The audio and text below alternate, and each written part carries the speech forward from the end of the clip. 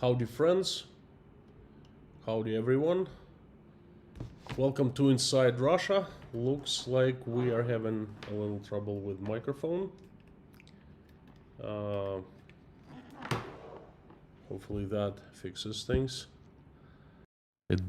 Yes, it does. Welcome to Inside Russia. Today is a very unusual live stream. There's no message, bunch of questions instead. This is a Q&A session of Inside Russia YouTube channel.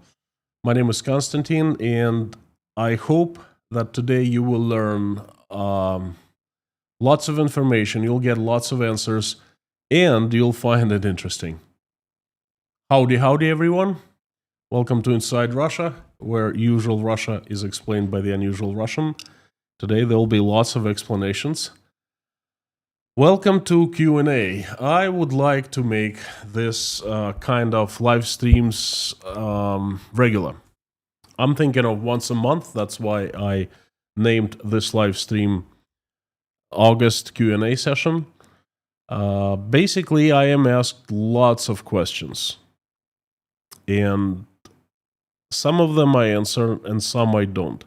First of all, I'm asked questions in live stream chats that we have after each message. Every Monday, Tuesday, and Thursday, there are live stream chats. Then I am emailed lots of questions, and of course there are questions in the comments. And I try to answer as much as possible, as many as possible, but it's not always possible. It's just so many comments. So I decided to give a shout out in the community post section and invite everyone to post a question that they would like me to answer. Well, we have about 70 questions or so. I picked not all of them, but a few that I find most interesting.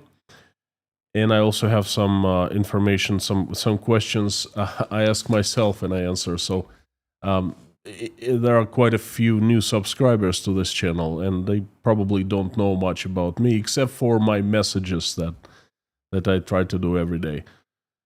So I'll start with talking about myself.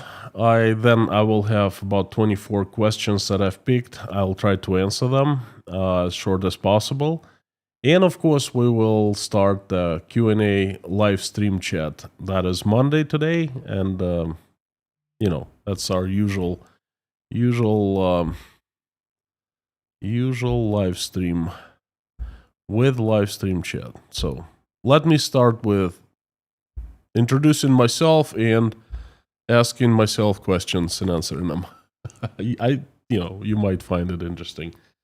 Those of you who have been with me since beginning of the war for a long time, you probably know the answers to those questions. And if you're new or newer to the channel, that you might find it interesting. Who am I? My name is Constantine. I was born and raised in Russia, in the USSR. I studied in Russia, in the city of Rostov-on-Don. I'm from the south. I like hot weather.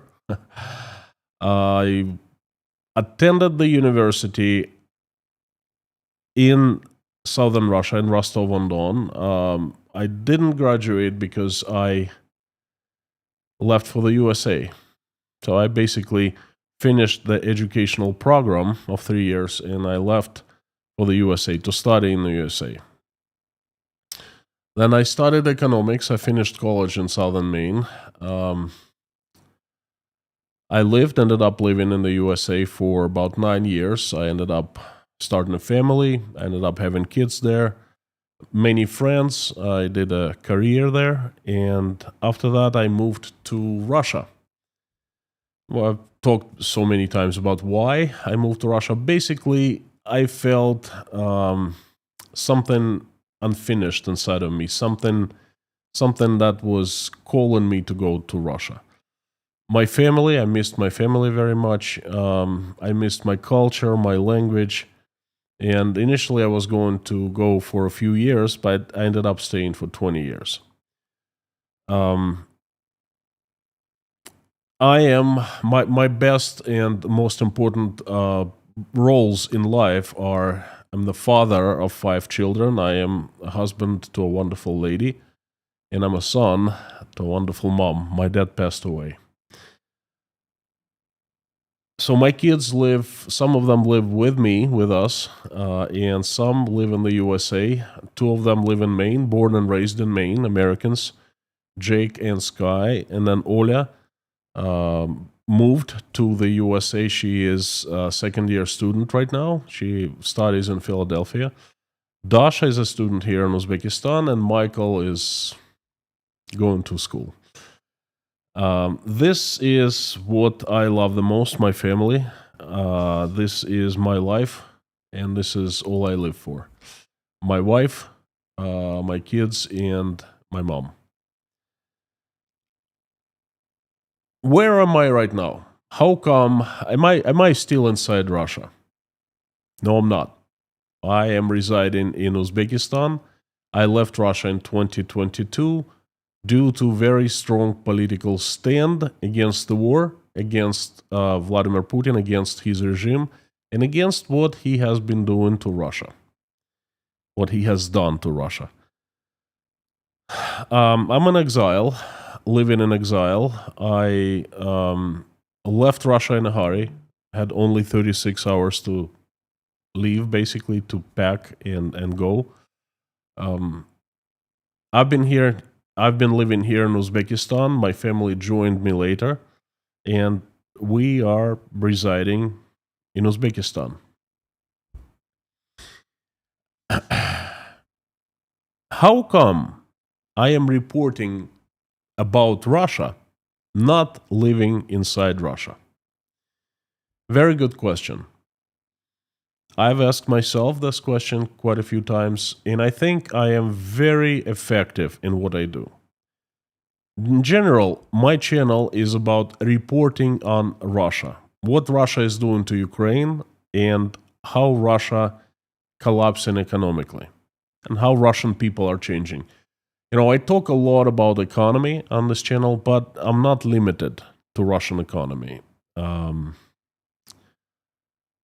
My goal is to understand why Russia has turned what it is now, and learn what can be done to fix it.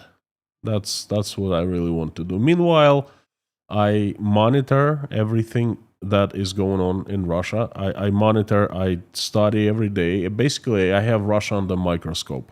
And I'm doing so sitting here in Uzbekistan. Analogy would be, if I were still in Russia, I'd be sitting in my office, or in Moscow, my office was kitchen. I would be sitting in the kitchen in the corner, and I'd be doing the same thing I'm doing right now. I have access to all Russian news, and even more than other Russians do. I have insights in quite a few areas of Russian life. So I estimate myself doing a very good job learning about Russia, analyzing, commenting, and sharing the information with the world. Personally, I have no problem sitting outside Russia and reporting on Russia. I think I'm one of the best on YouTube who is doing it. A lot of questions I'm asked. A lot of times I'm asked this very private questions. How much money do I make on YouTube? I know.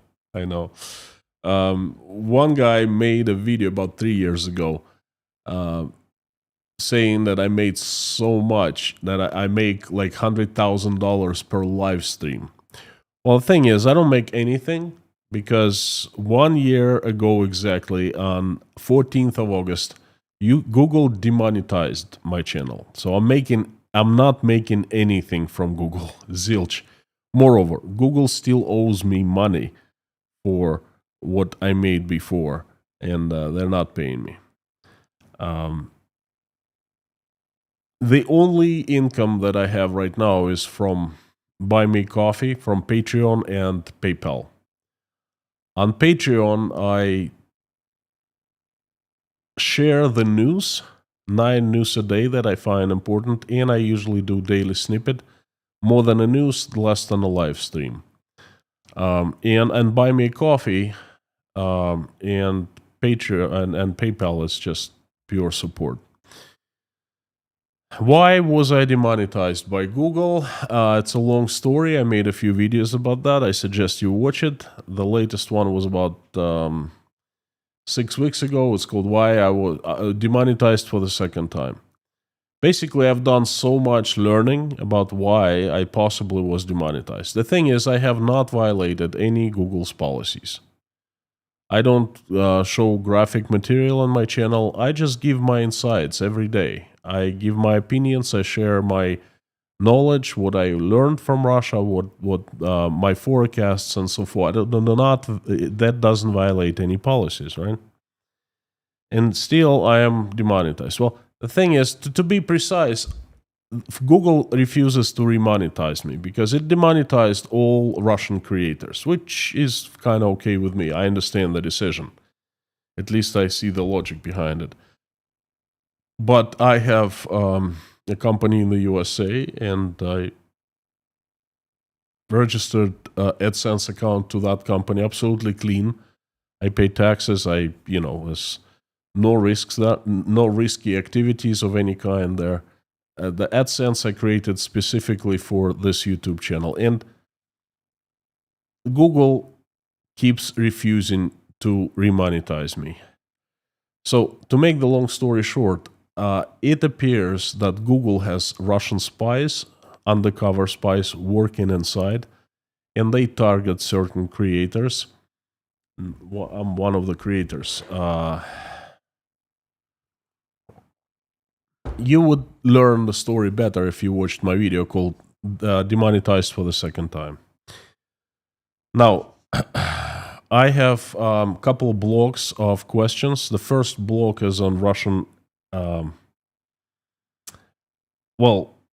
First question is on Russian economy. But before I get there, I would like to clarify my stand on the war that Russia is waging on Ukraine. I would like to make a few points. Number one, I think that this war is criminal. Russia had no right to attack Ukraine and kill Ukrainian people. Absolutely no right. It's a criminal war. People who made the decision and who have committed crimes, they gotta be prosecuted and put on trial. And everyone who has broke the law and committed a crime must be punished and prosecuted. It's obvious, right? I don't have to agree or believe it. Russia is the aggressor in my eyes. Unfortunately, my country, where I was born and grew up, has gone mad and attacked its neighbor for no good reason. I mean, what is the good reason to attack another country? The only reason is to defend yourself, right? And Russia, certainly no one attacked Russia. Russia made the decision to attack. Vladimir Putin admitted it many times, saying, I made the decision.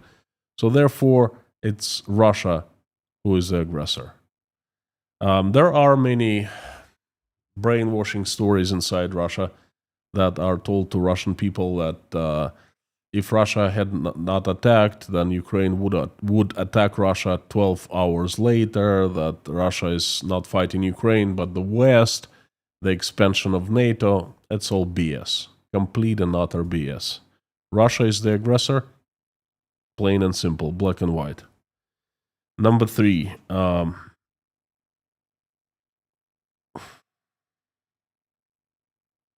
Russia is waging this war on Ukraine with one reason, and one reason only: to control Ukraine politically. It does not need Ukrainian lands. I mean, just look at the map, how much land Russia has. And that land, the biggest country in the world, there are only 146 million people living there. So Russia is very sparsely populated and certainly doesn't need Ukraine. Russia is the richest country in the world, and it certainly doesn't need any riches of Ukraine. The only reason the attack was executed was political control. Vladimir Putin saw that Ukraine was slipping from his fingers politically, and he wanted to control it. Therefore, he thought that he would stage a very quick war. 3 to 14 days. Well, things didn't go as he planned, and Russian officials even said that numerous times. The real goal is to make Ukraine part of Russia. Okay, plain and simple. At first, they were saying that they were to protect Russian language. That's complete and utter BS. Russian language is outlawed in Ukraine. Well, they tried to switch. Everyone I know I started speaking Ukrainian in Ukraine, and Russian language has very little future in Ukraine.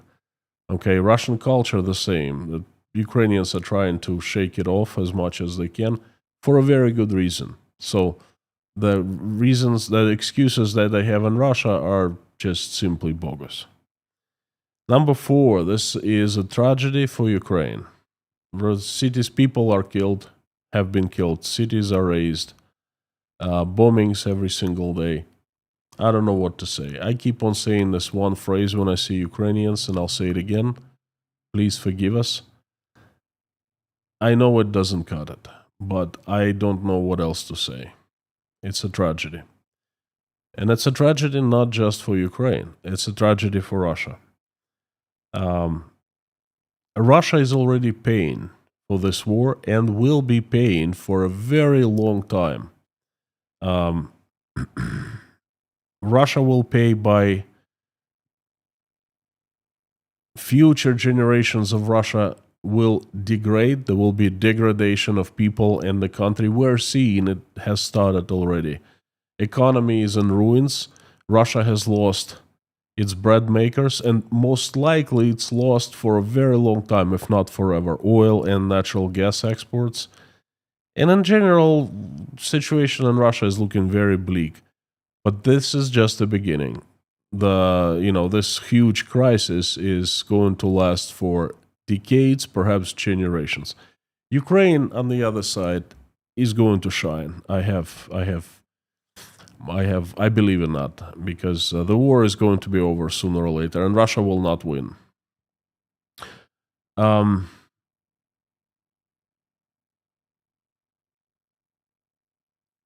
One thing I'd like to add: my live streams and my messages are.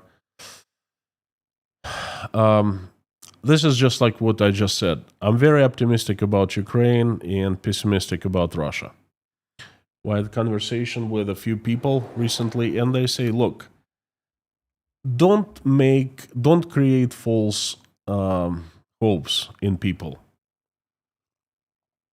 When they hear you speak, when you hear your messages are true, but some of them might create false hopes in people that Ukraine will win soon and Russia will lose soon, because Russian economy is falling apart and so forth.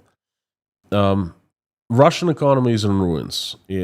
It's declining, demising, what economic tsunami. It doesn't mean that Russian military will stop receiving tanks, shells, guns in near future. Russia is currently advancing in Ukraine very slowly, but advancing. The biggest problem I see for Ukraine is not too many people. Russia has 146 million people. Ukraine has, 30 plus, perhaps even less now. So that is where the weakest point of Ukraine is.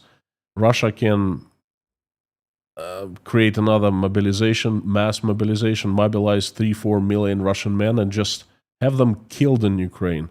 But that's going to bring Ukraine on the knees, because so many Ukrainians will be killed.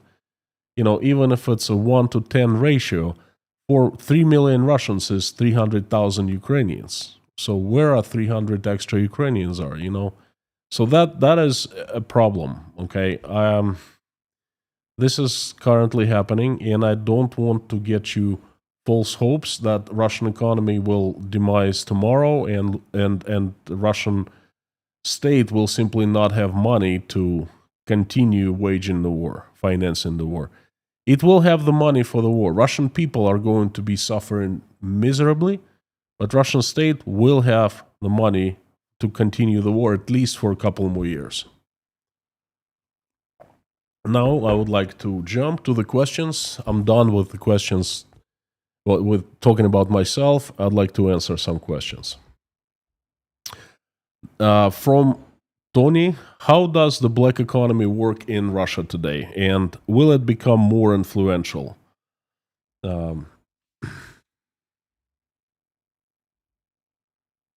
Oops, second.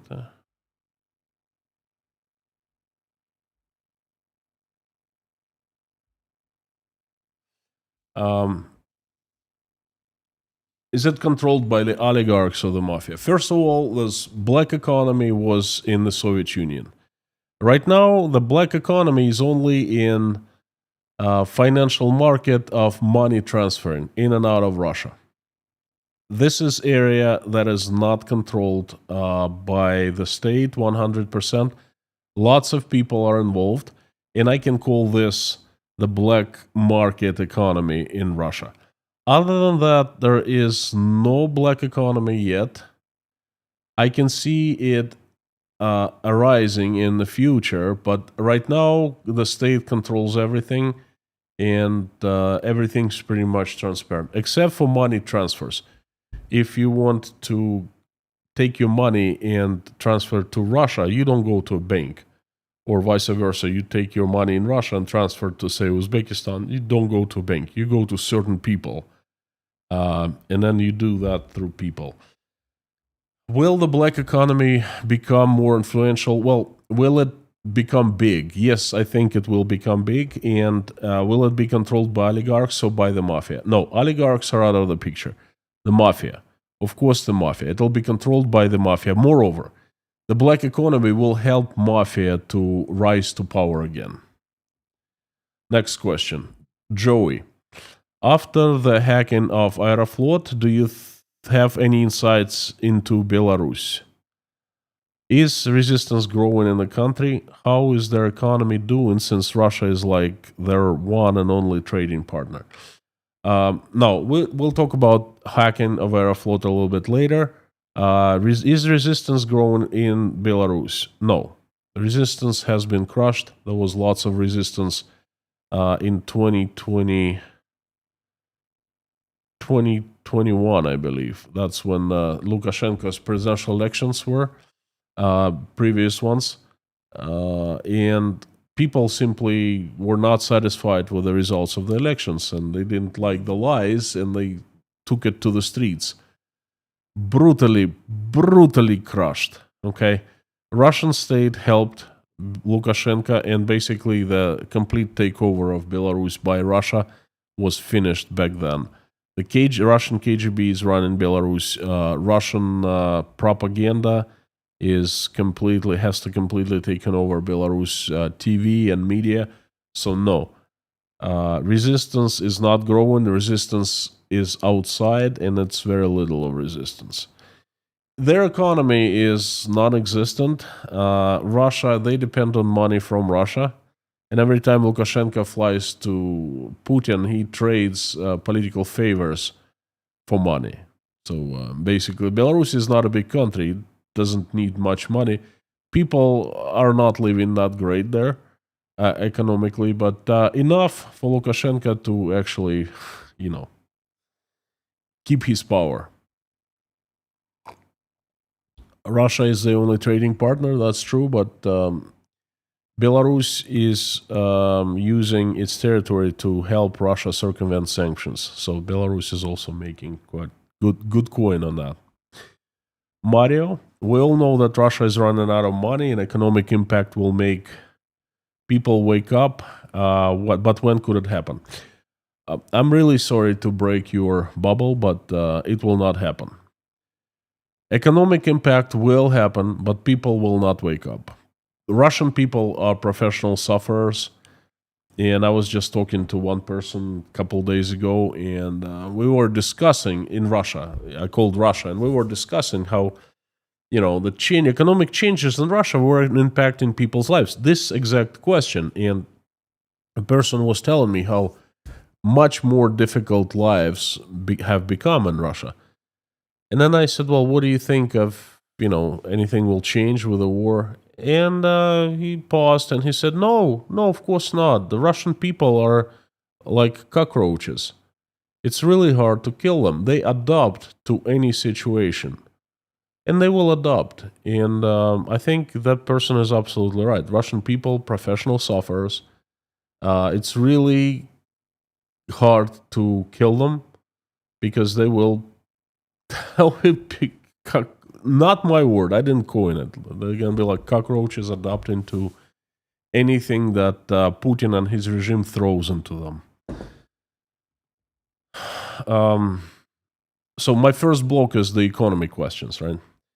Economy question, Russian railways. Importance of this part of the transportation sector. Why is this loading decreasing despite huge investments in military implications? See some account is very interested in for that. Right, I have not seen that account. I have not seen anyone. I just know the numbers of decline. Russian railroad system is controlled. It's owned by one company. And that company is 100% owned by the state. It's called РЖД, Russian Railroads, Российские железные дороги. So this company has two divisions. One division is cargo transportation, and another division is passenger transportation. Cargo transportation, I just talked about it last Wednesday in the economic review, in ruins. It's from 62 billion rubles profit last year in the first half of the year. Its profit dropped to 2 billion rubles. So basically very close to zero. Your information here is right. The loading decreasing.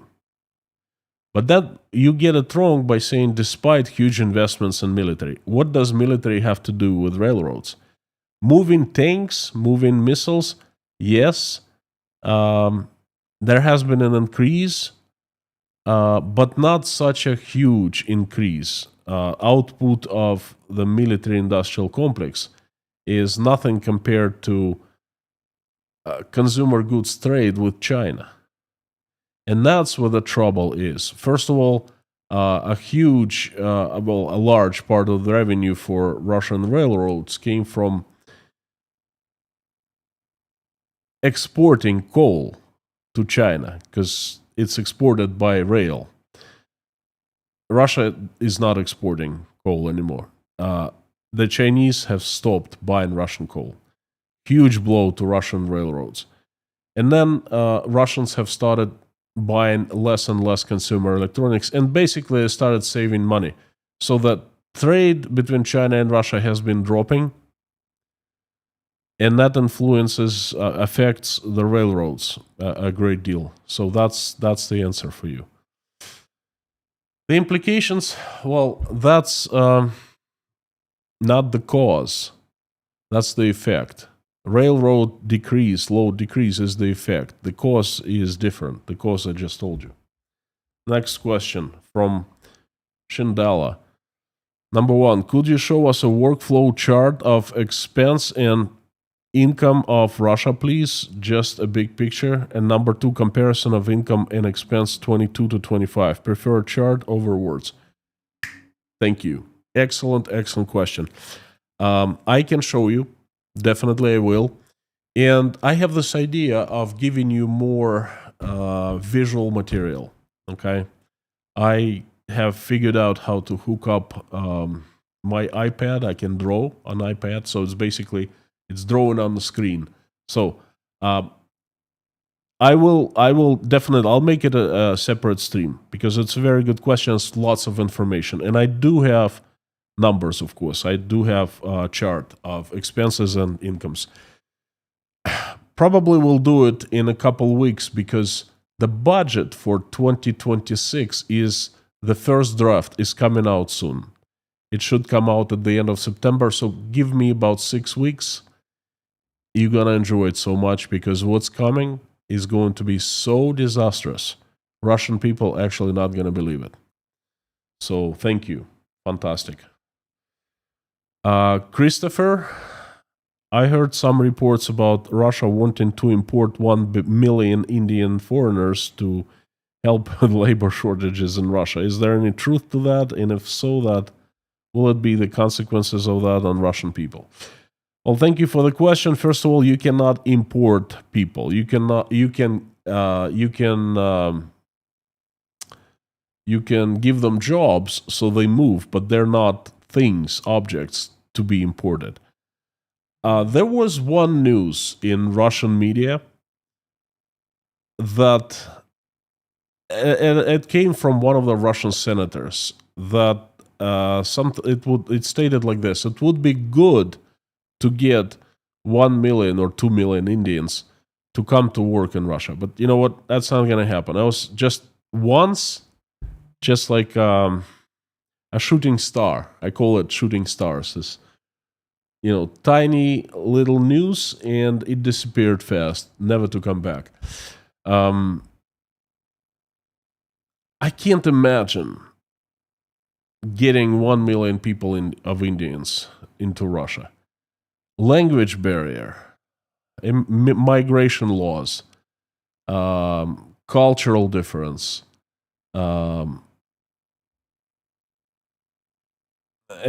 Companies can get few hundreds here and there. I can see that, but getting 1 million people, that's a huge, long process, and no one as Russia is going to do that. So the answer is no. There's nothing behind it.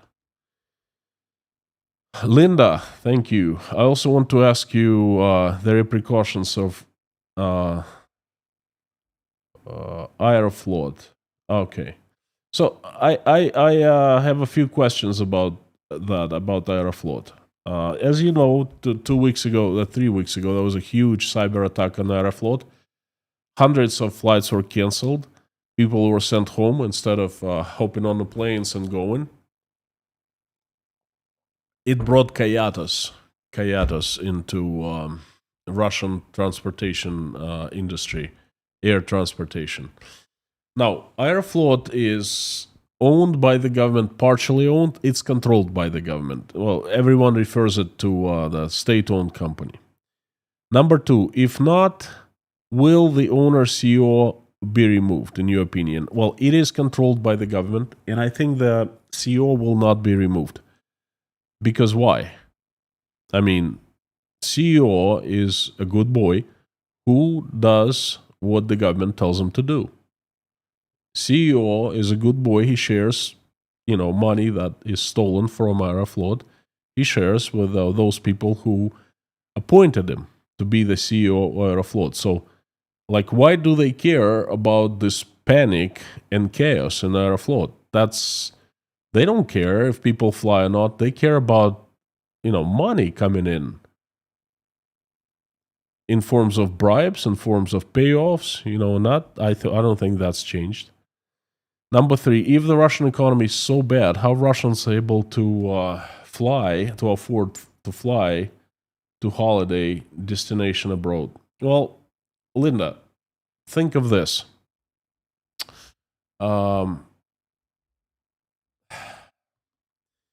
Now, there are 146 million Russians, at least officially. Perhaps there are fewer now, but officially.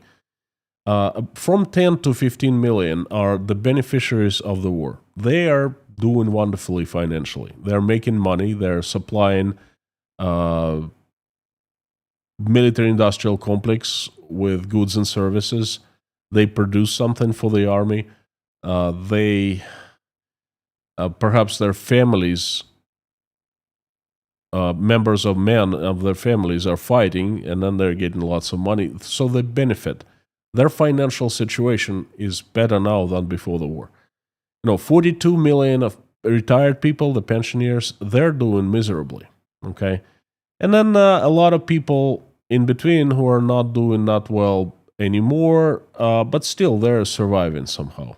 Imagine out of those 10 million Russians, many can spend, a few $1,000s to vacation abroad. Turkey, Dubai, Abu Dhabi, even Europe. I mean, it's not that expensive, but there are from 10 to 15 million Russians who can afford it, who are doing marvelously financially. And I think that's who you see Russians vacationing abroad. And on a different subject, in the first couple of years of the war, shops were closing and shelves were empty. What is the current status? Has it stabilized or continued? Okay. Now,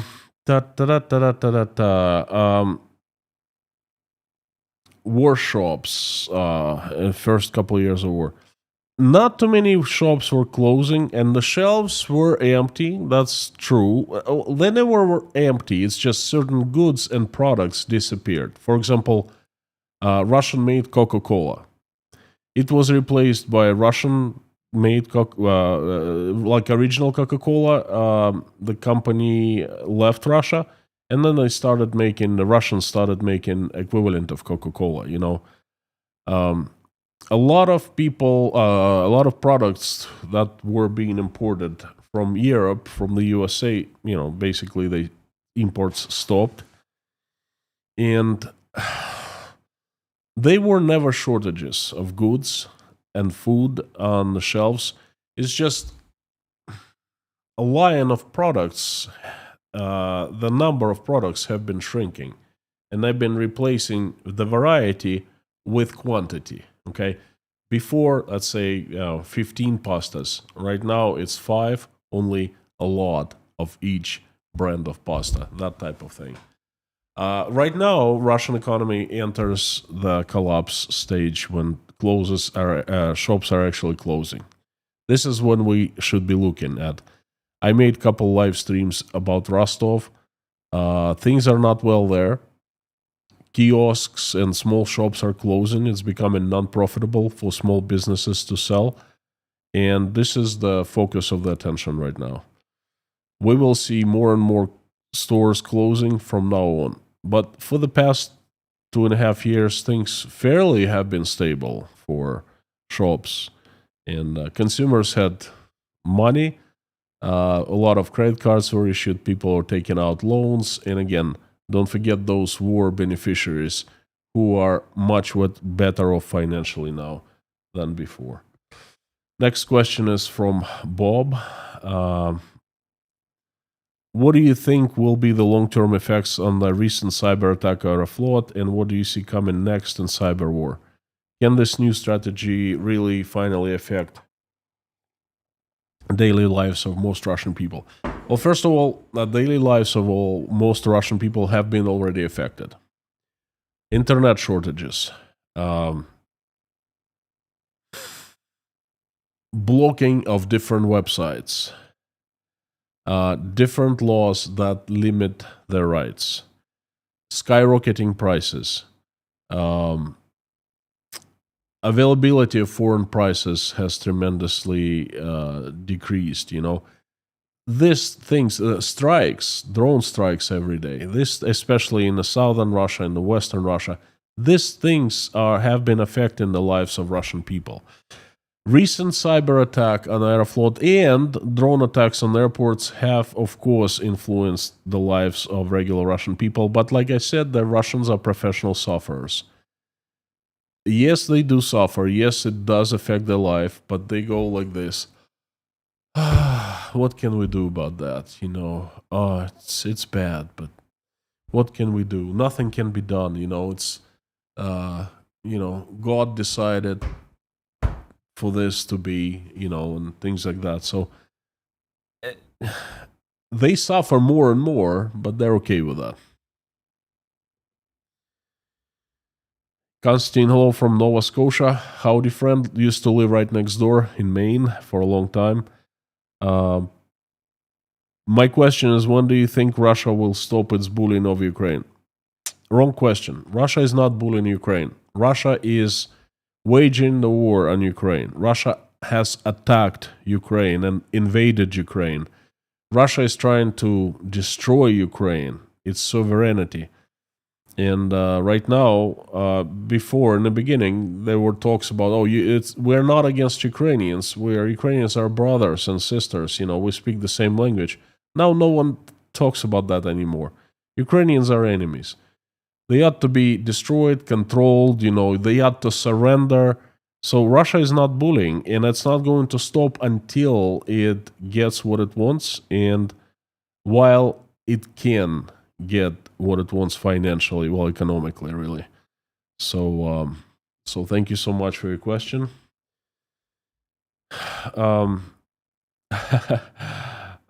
From Keith, with the high price of mortgages, is homelessness becoming an increasing in Russia? No. Well, yes and no. Yes, of course, more and more people become homeless, but you will not see any homeless on the streets of Russian cities and towns. The truth is so sinister that I'm going to dedicate an entire live stream about this, what's happening. It's not talked about in Russia, okay? I will talk about it. I will tell you exactly what's going on with homeless people, what happens to them, so they're not on the streets. Where are they? Where do they disappear to? You will find out. Keep on tuning in, please. Now, Jesse, what about North Korea and getting large amount of guest laborers and breeders from other countries? Well, I haven't heard about breeders. It's quite a statement. Let's put it this way.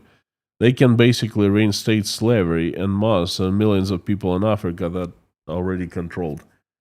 They have reinstated slavery in Russia. It's digital slavery, but it's getting to like full slavery. North Korea getting large amount of guest laborers. I have not heard of large amount of guest laborers. I would really like you to provide the information of your source. Where'd you get that information from? I have heard of the soldiers, definitely. 13,000, now they're talking about 32 extra thousand soldiers.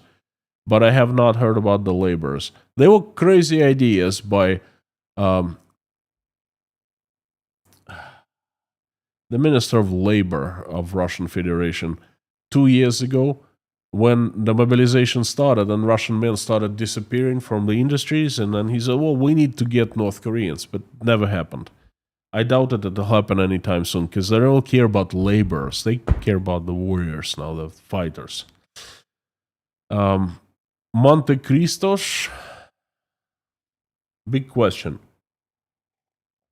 Has anyone calculated the true cost of Putin's war, taking into the account the destruction of lives, stolen assets, forced increase in military spending across the world, loss of peace dividend, ecological damage caused by oil spills, CO2 emissions from fires, blowing up homes, dams, railways, cost of health care and wounded soldiers and civilians? Let me tell you something, friend. That's a very good question. I've not been asked this question before. I've thought of it. The cost is tremendous. It's impossible to calculate the cost. Because, I mean, look at what you're saying. Everything that you gave in this question is right. There is a huge cost behind every single thing here. Ecological damage. Blowing up homes, dams, railways, the cost of clearing mines, the cost of health care for wounded soldiers, the cost of destruction of lives, destruction of real estate, raising. This is why I'm saying Russia is going to be paying for generations, not even decades, generations. It's going to be paying to reconstruct Ukraine, rebuild Ukraine, and it's going to be paying by simply suffering the consequences of what Putin has done to Russia. Next question. You've been saying that for 2 years now, but still Russians go on vacation by planes. Well, I've been saying that there are a lot of troubles in Russian aviation. Please stay tuned. It's a good question. I'm making a live stream about that, or a video. Russian planes are about to start falling because they're running on empty. not Russian planes, Boeings and Airbuses. There are so many incidents every single day in the air, and I monitor. So I'll make a live stream about that. The next question from Divga. How much an average Russian person can realistically see through Russian government propaganda? Do people realize they're receiving nonsense or biased information? I've heard claims people in Soviet Union somehow realized they were faced propaganda or fake news, but is that true? And how about the case of Russia in these days? Well, there's really two questions here. First is Russians at 80-20. 80% Russians do not realize that they are brainwashed. They do not realize that they face government propaganda. 20% do. I just made a video yesterday when I was talking about the double lives of a lot of Russian people. Some understand that things are not well, but they're afraid to ask, to say it out loud. And then the second question, in Soviet Union, well, don't consider Soviet Union a homogeneous mass of people. All different. Different republics, absolutely different people. Uzbekistan, no one believed Soviet propaganda. People have lived their ways for thousands of years, and they lived another 70 years under Soviets, but the Soviets did not change their lives. They lived as they had lived before. So Russians in Russia, in the center of the USSR, they believed propaganda. So there are very, very different groups of people in the USSR. Is that true right now?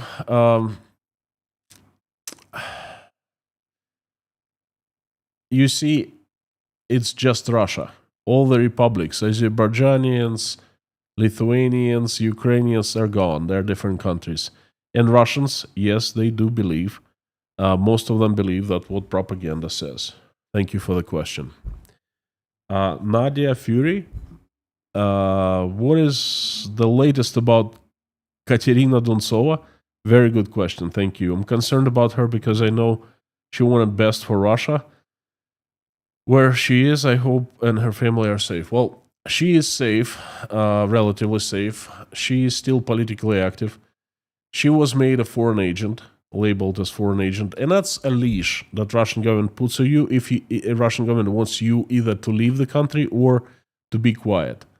So she was trying to organize her own party, political party. She was shut down. She was made a foreign agent, and now she's very limited in her movements, in her activities. Although she's active, I keep on hearing from her different meetings and so forth. That's what's happening with her. Most likely, she's not a player on the Russian political Olymp. But she's still alive and she's well. Earthquake in Russia. Will this 8.8 earthquake affect Russia, especially the expense to repair things? Hope everyone safely evacuated. Not to mention only submarine base in the deep harbor in that area. So I heard. And then I have quite a few questions. There are two questions here. The aftermath and effects of the earthquake in Kamchatka. Probably spelled it wrong. There was an earthquake. Aftermath. Some buildings got destroyed, but no one cares. The government could care less. People's problem. That's the aftermath. It's, it was talked about when, right after the earthquake happened, there were mad shakes, and you have seen the pictures.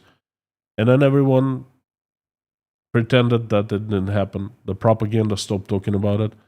Nothing's happening there. Life goes on. That's what's... the government has other problems to worry about. The war and declining economy. Gosh, could care less about Kamchatka, earthquakes and things like that, Charles, after Putin's fall, and if somehow the direction towards democracy freedom is desired by Russian people, and if asked, could you and the Breakfast Club consider returning to help build a new Russia, or not possible? Well, first of all, me is me. The rest of the Breakfast Club members, it's their lives, their decisions. For as far as I know, half of them have no intentions of returning to Russia under any circumstances, and half would consider. Rough estimation. Myself, I don't want to go. I don't want to live around people um, who have done this to me, who have chewed me up and spat me out. If there is a condition that I'm safe in Russia and the country really needs my help, and I could do something really good for the country and make a difference, if I could do something that would bring Russia, make it more, make it peaceful, make it respecting, make it loving. I pray for it every single day. And if I can do that, then I would consider, yes. But I think it's impossible in the foreseeable future. Now, Constantine, if Putin and his regime are admitted, would you go back to Russia? Yeah, that's the same question I just answered. It's just to show that I get these questions a lot. I am not considering. Not under these circumstances. Future, who knows? I never thought in the past that I would have to be living in exile in the future. Somebody told me 5 years ago, I'd be laughing. Okay, so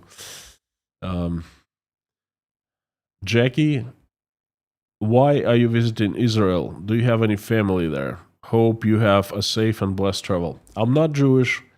I don't have any family. I have lots of friends there.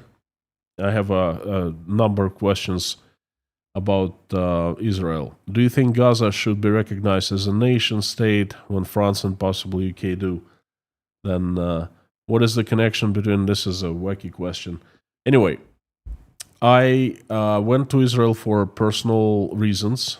I had quite a few meetings scheduled, and I met lots of people from Breakfast Club, from Old Orchard Beach, Maine, from my former work, my former colleagues. And I had a meetup in Tel Aviv. So I do not have family there. I'm not Jewish. If I was, I would have no problem getting an Israel passport that allows to travel to different countries, So I visited for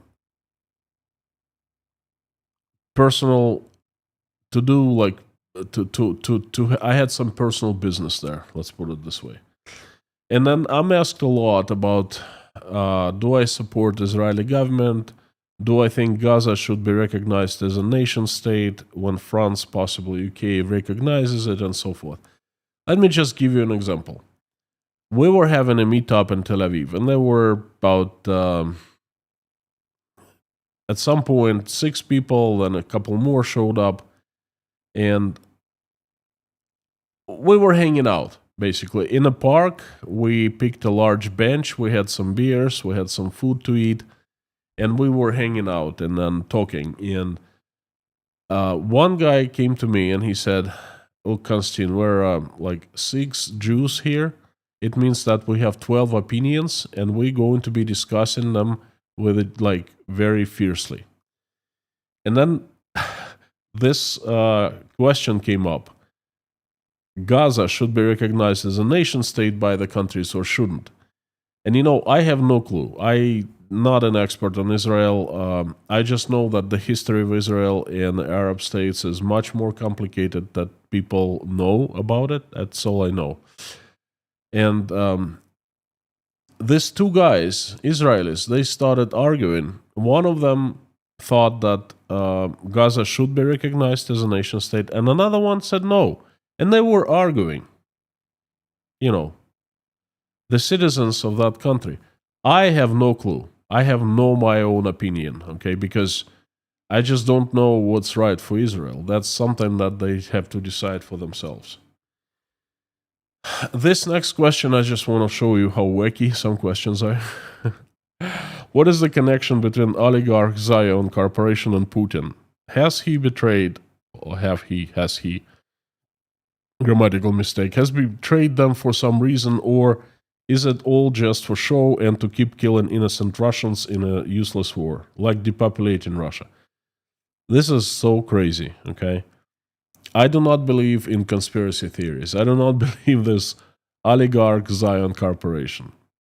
What I believe in is Putin is crazy about power. He got power, and he's been keeping it in his hands, and he's been strengthening himself just to keep his power. He has crushed all the opposition, all the competitors, all the oligarchs, Russian, Jewish, Tatar, Uzbek, everyone, all oligarchs who made their fortunes in Russia bowed to him, to the king, the Tsar of Russia, okay? Have he betrayed them for some reason? The oligarchs' properties belong to Putin. There's one owner of everything in Russia. Your question just tells me that you don't understand anything about Russia. Putin cares about one thing, his power, his precious. That's it. Is it all for show to keep killing innocent Russians in a useless war? Why?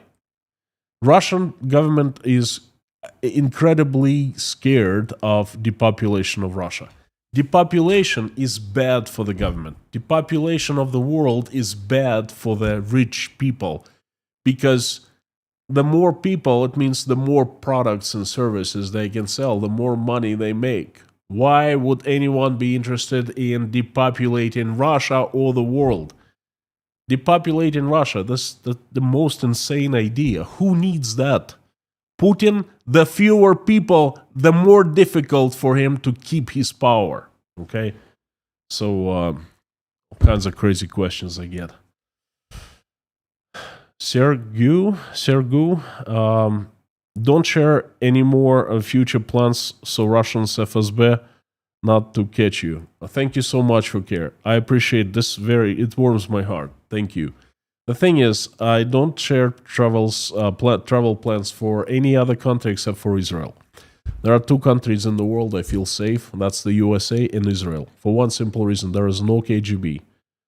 Neither in the USA nor in Israel. They do not operate there. Well, probably KGB agents, diplomats, and all of that, but they're very quiet there. They don't move against people. Unlike the UK, for example, 22 operations in the past 3 years against regular people, refugees or the UK citizens, 22. In Israel, 0. In the United States, 0. Okay? So when I go to Israel, I don't have any problem telling about where I live. I know I'm safe. That's the only country besides the USA that's absolutely safe. 2 more questions.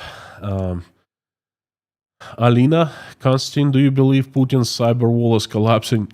Where'd you get that idea from? Putin's cyber wall is being built and strengthened. They are removing free services, messengers, ways for people to communicate freely, one by one. They are leaving only state-owned and designed services, communication channels, and so forth. They are closing down the internet. They're building an incredible cyber wall, and it's not collapsing. It's being built, quite the contrary, being built in front of our own eyes, and that's the biggest cyber wall in the history of humankind. Belarusian Ukrainian hackers did a lot of damage to Russia. What does it have to do with a cyber wall? They're probably operating from inside Russia, from within Russia. And the last question, another week off. Enjoy that coffee money. Well, I take it this is very sarcastic, not even a question, but a statement. I get quite a few of those. It hurts. In the last 3 years, I've done over 1,300 live streams every single day. With some exceptions. When I am sick, I travel, I'm in transition, or something happens like internet outage, things like that. Every single day, from morning till night, I sit and I do this work. And then people tell me, oh, you just enjoy that coffee money and then taking days off and then going on luxury vacations. Well, tell me where I have gone to a luxury vacation once. Okay, so quite a few messages like that. I did enjoy that coffee money in Israel. I ate. I rented an apartment, a small one. I went by myself. Um, if I didn't have coffee money, PayPal money, or Patreon money, I don't know what I would do. With YouTube demonetized me 12 months now. I don't know what I would do, seriously. So, all right, all friends, not too much time left. Took me longer than I expected to answer all these questions. I hope you liked them. Let me turn on the live stream chat. There's probably not going to be many questions I'll be able to answer. Anyway.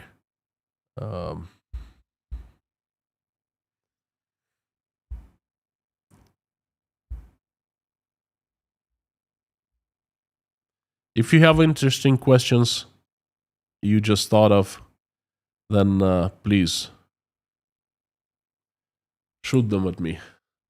And then I want to remind you, I made a community post a week ago asking to write your questions, and I picked the best ones, the ones I liked.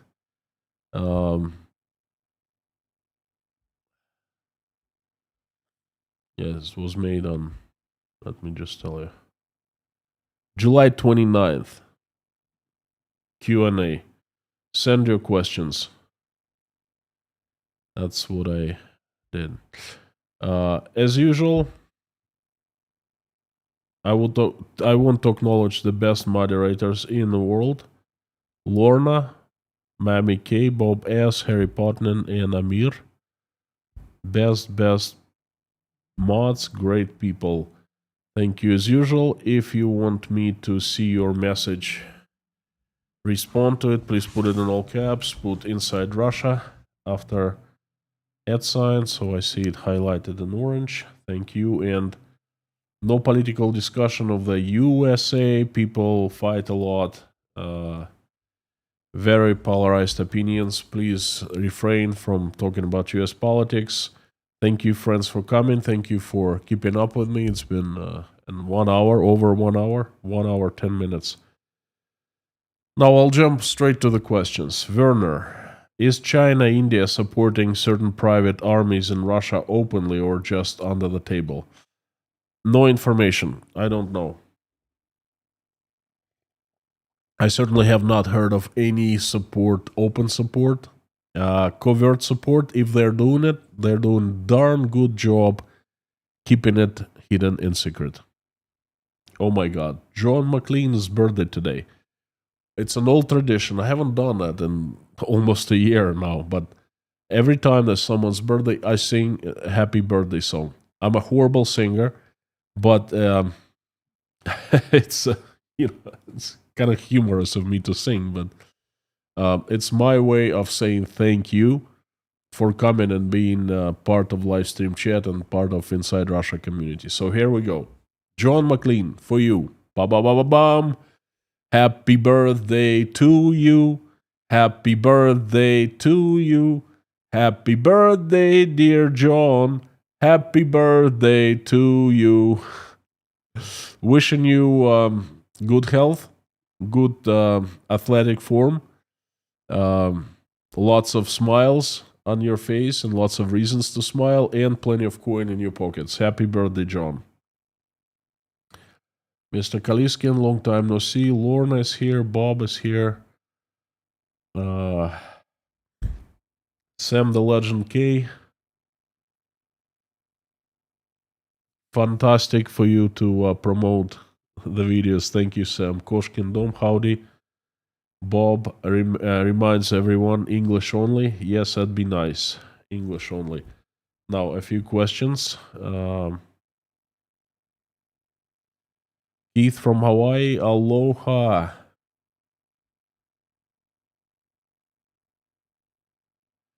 Terry Carter from Pulaski, Virginia. Hoping you have Lobster roll soon. I had a dream. I have this weirdest. All right, I'm gonna share a very personal thing with you, friends, today. I had this very weird dream. I've had I've had like 30 dreams like that. I dream, and it looks like it feels, and it looks like I don't dream. I don't sleep. I'm awake. I find myself in the USA, and every time I say, "Wow, this time is real. Finally, I got here finally." And I go around and meet my friends. And last night in my sleep, I rented a car and I went in Old Orchard Beach to the places I used to work at, and a coffee shop, bought coffee, and then met friends. And every time in the sleep, I think of, wow, this is finally real. It's finally, it's not like I'm sleeping any longer. It just can't be. It's so real. And then I wake up, and it happened again. So, so I'm not sure when I'll have a lobster roll. We'll see. Just Terry, thank you for coming. Thank you very much for wonderful words.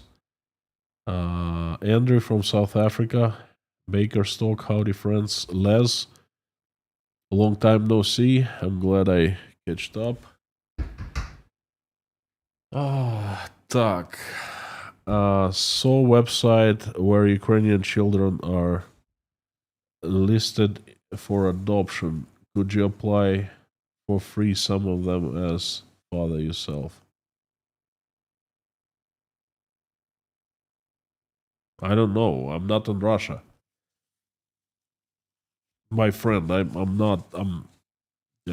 I have no clue. I don't know where you got this information from, which websites, but I'm considered a traitor in Russia. If you didn't know, uh, leitmotif is Russia's cyber wall as effective as China's?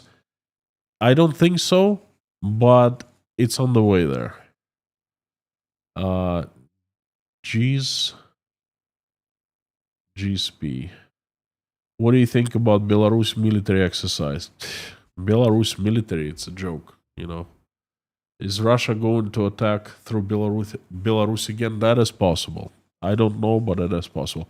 Lukashenko wants to stay away from it, to refrain from it for as long as he can.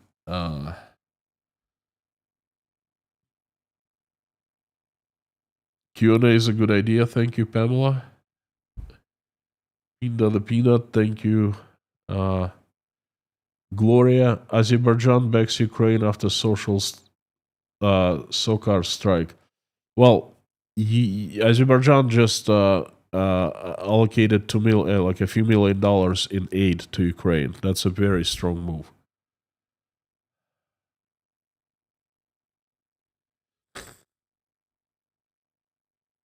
Bob, do you dream in color? Yes, my dreams about America are in color. Okay, they're so real. I think every time I think that this time it's real. It just cannot be not real, and I feel so good of finally getting there, you know. And then I wake up. I must have had 30 dreams like that over 5 or 6 or 7 years. GG Mac from Detroit, Michigan, welcome. Thank you for coming. Janice Burgess, thank you.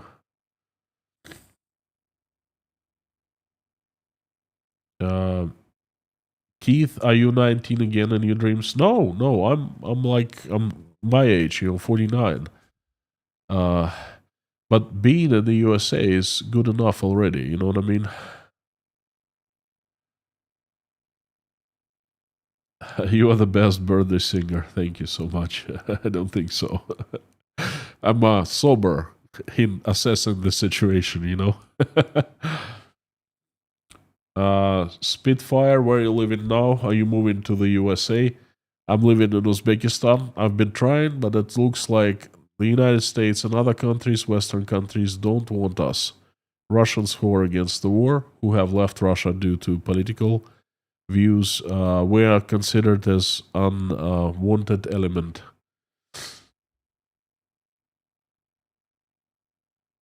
Oh, I am very sorry. Of course. I forgot to clear that stupid question on the screen. I'm sorry. Barnabas, thank you so much.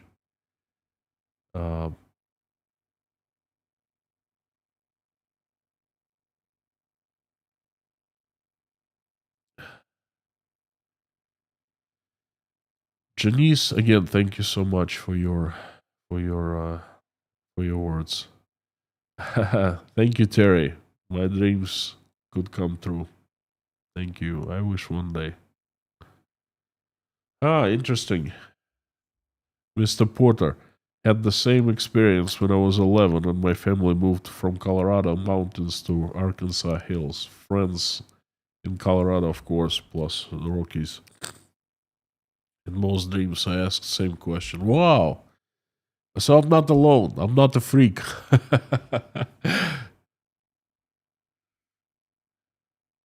Bill Bush, howdy. Rob Whittle. With added glucose level, think one get weird dreams 5, 6 a.m. in the morning. Dab too. Heath, thank you so much. Nancy T, I feel invisible here. Well, you're visible. I'm seeing your message. Thank you, Nancy, for coming. Wide O. Jovny. Do you think Chechnya can attempt to gain independence again? That's a possibility. It's definitely a possibility. I'm not feeling that great all of a sudden somehow.